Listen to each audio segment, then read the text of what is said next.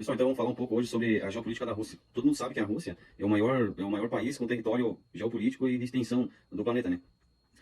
O país que detém grandes jazidas de petróleo, de carvão natural e também de gás natural. Esse gás natural é o que abastece a Europa nos dias de frios e frios intensos, né? No inverno por lá. Pensa num país que é importante, né? Que derrotou Napoleão Bonaparte, derrotou Adolf Hitler e ainda invadiu Berlim. É um país que não teme os Estados Unidos, eles não têm medo dos Estados Unidos. E também toda a discussão geopolítica se junta com seu junto a outro amigo, que é a China, que são os aliados que fazem para bater de frente com o posicionamento estadunidense dos Estados Unidos, que é do G8, que é um grupo dos países mais ricos do mundo, né? E também no Conselho de Segurança da ONU. Esse país ele é absurdamente enorme, cara. É um país que ele já tem uma particularidade, gente. Ele está dentro de uma grande placa tectônica ali, né? Que se chama Eurásia. Por conta disso, a Rússia ela está uma parte na Europa e a outra parte ela está na Ásia. Então, é uma localização estratégica, né? No qual você tem o continente mais antigo do planeta, com uma grande população que tem uma grande renda per capita para consumir a principal riqueza da Rússia, né? Que são os recursos naturais. E do outro lado, você tem aqui embaixo, se você observar o mapa, você vai ver que na parte de cima você tem o Ártico, né? Só atravessar o Ártico, você já dá a mão para os Estados Unidos, né? No caso da Rússia, né? Mas aí é inimigo, eu não gosto muito de ficar conversando, eu tenho uma relação amistosa, entendeu? Com o Ocidente. Dois pontos da geografia física que você precisa saber, que são os Montes Urais, que é a maior cadeia montanhosa que existe na Rússia, que vai separar a parte europeia da parte asiática. Além disso, você tem um dos maiores rios em extensões, que é o rio Volga, acho que é Volga, que vai cortar toda a Rússia.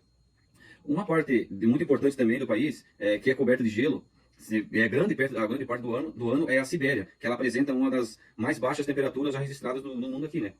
Mas como eu vou falando, a Rússia ela tem uma história secular, como a China, como a Índia, sabe? É uma história de tirar o chapéu, entendeu? Por quê? É uma história de revolução social, onde os bolcheviques, os proletários e da indústria e os camponeses, os países começaram a olhar a Rússia como uma outra alternativa. E somente em 1920, que esse país que já é enorme, galera, vamos fazer parte dos nossos paranauês, chamou a Bielorrússia, chamou a Ucrânia, que formaram a União das Repúblicas Socialistas Soviéticas, né? A União Soviética. Era um povo que vai governar por mais de 50 anos toda uma grande região que vai influenciar muito na geopolítica entre muitos países, né? Essa formação que veio dos bolcheviques, que vão se reunir e aí, a partir de uma guerra civil, derrotar os czarismos, os czares. Depois você vai ter toda uma restatização do país. O que é isso? Tudo que é da iniciativa privada passa a ser do Estado. Bases marxistas, né? Então, começa a ser feita a reforma agrária, onde tinha concentrações de terra na mão de poucos. Aquela galera que era alinhada à monarquia, ela começa a perder essas terras, e essas terras são divididas e entregues para pessoas. Claro que não vai resolver 100% do problema de concentração de terra da Rússia, mas foi feita a reforma agrária, né? Fora que bancos também passaram a ser do controle total do Estado. As indústrias que já existiam na Rússia são características do processo de formação da União Soviética. Dentro dessa formação, você tem a instalação da nova política econômica. Então você tem no primeiro momento o que estatiza, e depois, com a inserção da nova grade econômica, começa a se abrir alguns setores para a entrada de capitais estrangeiros, né? Mas isso não dura muito tempo, pois ela é substituída pelos planos quinquenais, que é um plano de 5 anos que se baseava ainda mais na reforma agrária e na estatização das indústrias dentro do país.